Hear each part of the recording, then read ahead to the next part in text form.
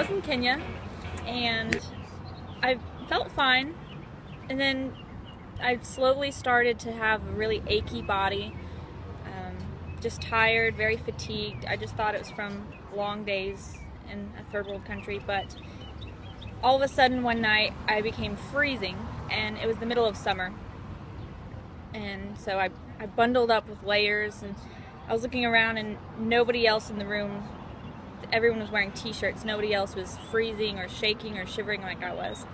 And that was whenever I first realized that something was wrong.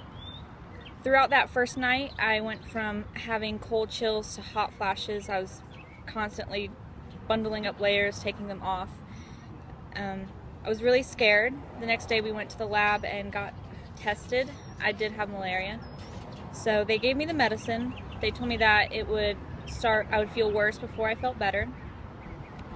And I laid in bed for days. I hardly could drink. I didn't want to.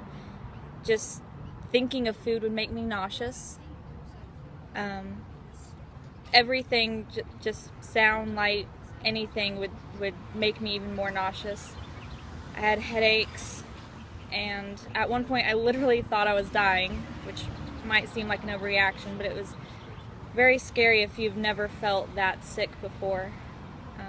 I did slowly start to get better, but it took weeks before I had the energy that I was used to, and it was a really learning experience having malaria. It's been 2 years since the first outbreak, and since then I've had 2 relapses here in America. They haven't been as strong or overpowering as the first time that I had it, which is great because it's harder to get treatment in America, obviously, but they do make me tired. The simplest things will take all my energy and make me feel faint. Again, my whole body will start to ache, and that will kind of be the first sign that it's going to come back. I'll be achy and fatigued. Pretty much the same symptoms, just lighter cases of them.